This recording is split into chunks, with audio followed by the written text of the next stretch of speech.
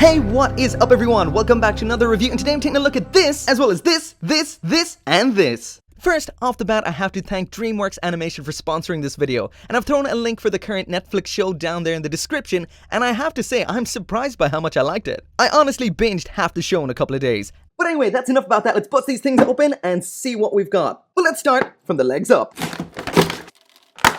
So also in the pack, as well as the blue line itself, is this little fold-out pamphlet here thing with the Netflix series, what looks like something to do with a comic, as well as more action figures. Also we have this fold-out bit of paper, which just shows you how to put everything together. Hey, ages 4 and up. That's me. So finally, there's what the blue line looks like once you get it out of the box. And the first thing that stood out to me about this is, it's definitely made out of a, what can I say, more child-friendly material than actual classic 80s toys. So it does have soft claws and the plastic itself is a bit on the light side. But without a doubt, it does maintain that classic 80s toy look. As for their articulation, apparently these guys have better articulation than the actual classic figures. But so far, the articulation in this guy seems to be mainly limited to what it needs to do to transform. Besides that, we've got a little bit more. Mouth opens, springs back. The front leg can rotate as far as the head. Depending on where the head is, it will get a little bit blocked.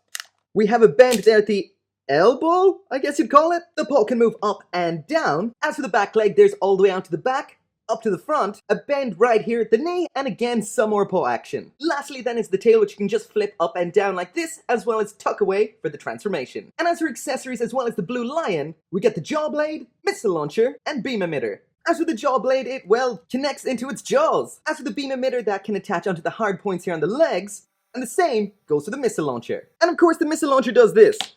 And I have to say, I enjoy that much more than I care to admit. But anyway, on to the next one, which is the classic yellow lion. There's the front of the box, there is the back of the box, and there is what the yellow lion looks like once it's out of the box. Again, pretty much identical to the blue lion in design. All we have is a few cosmetic differences, like the butt spoiler. So just like the design, the articulation is pretty much identical to what we saw with the blue guy. The only real major difference would be this little section up here on the back that can rock back and forth. As for accessories this time around, we've got another jaw blade, the razor wheel, as well as another missile launcher.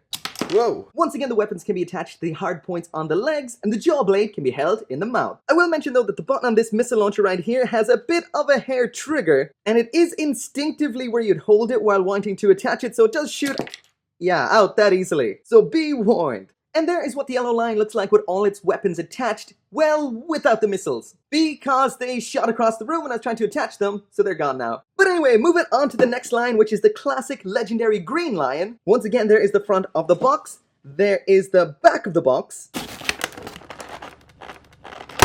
and there's the green line out of the box. Unlike the last two, this is quite a bit different because it's one of Voltron's arms. Articulation-wise, the legs are pretty much the same. There's all the way up to the front, out to the back, bend at the knee and the ankles. But compared to the last two, there is no up and down at the neck. We just have rotation there. The mouth opens again on a spring. We have quite a bit of side to side at the waist as well as full rotation there. And the tail kind of comes in and out a bit. As for accessories, it comes with Voltron's shield, jaw blade, battering spike, and once again, a missile launcher. Once again, those weapons attach into the hard points on the legs. Again, hair trigger on the missile launcher.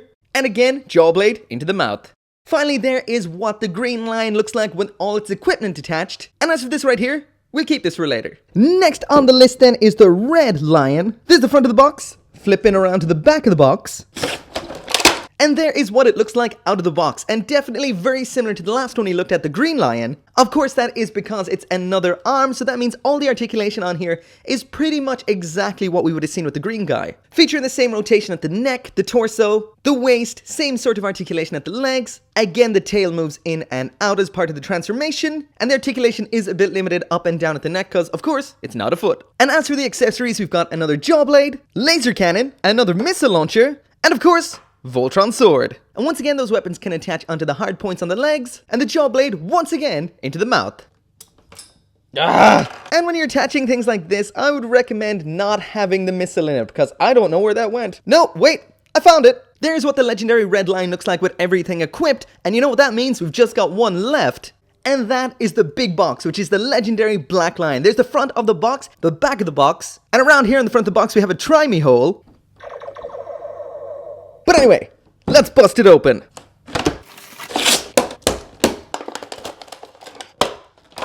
Whew! Without a doubt, that was the hardest time I ever had getting a figure out of a box. But anyway, there it is, finally out of the box, looking pretty cool, I have to say. When you compare to the other lions, this thing is massive, really big. So big that I actually can't wait to see how big Voltron's going to be once put together. But first, let's take a look at this. As for the articulation at the head, we've got full rotation. That can tilt forward and back. The front leg all the way out to the front, all the way out to the back. The bend at the knee. Bend at the ankle, the back leg all the way out to the back. This is as far as it moves forward. Some thigh rotation, a little bit of a bend at this knee here. Another point of articulation right here. There's the rear ankle, tail up and down. And finally the wings up here in the back can fold out like this, flip forward and back, as well as rotate outwards. So pretty much that is it for the black line. There's only one last thing to do. Form Voltron!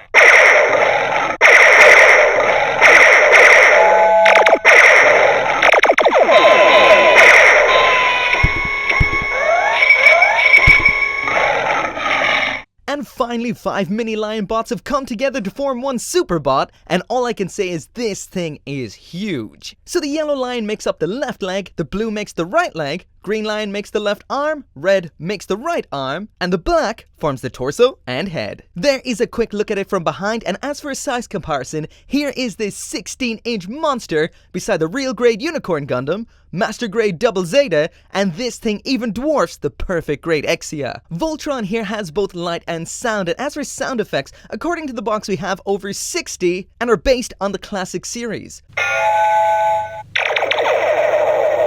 Princess, we're a team. Roby's coming in. Lance, form blazing sword.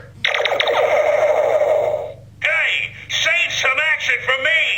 We have release buttons for disassembly, speaking of which, pulling off the arms and legs triggers even more sound bites from the characters talking to each other. Come on, team. Let's get out of here fast. Pidge, is that you? Where are you? And when they're not attached, you get even more. Pidge, is that you? Where are you? Next, onto Voltron's articulation, and we have head spin, head up and down. I did forget to do this in the transformation, but the horns can pop in and out like this.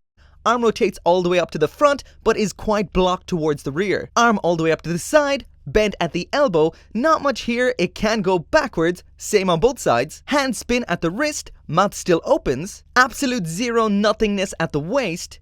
Legs out to the back, all the way to the front. Both legs all the way out to the side, so again there's not much at the waist. Thigh rotation. Very solid bend at the knee, 2 different joints here. But all in all, articulation definitely isn't this guy's strongest aspect. You're not going to be getting anything too dynamic out of Voltron here. As for the general build quality, it's solid enough, but is a bit loose for its weight. So it does fall down occasionally and droops its arms quite often. Lastly then, in here we have Voltron's sword, a really big hunk of solid grey silverish plastic, which attaches into the hand mouth. And Voltron's shield, which has more detail than the sword, and once again, pops into that hand mouth. So that is it for the review. Starting with the pros, the most obvious one is the size. It is huge. It's also a really cool representation of the classic robot that really captures that 80s feel. On the con side, however, it is definitely toy quality. So if you're looking for something with insane detail and insane articulation that will blow you away, then this won't be it. However, if you are looking to reach back into the past and pull out a little piece of your childhood with a modern toy spin, then this is exactly what you're looking for. But anyway, that is it for the review. A big thank you once again to DreamWorks Animation for sponsoring this video, and as always, make sure to come back for more reviews. I'll see you next time.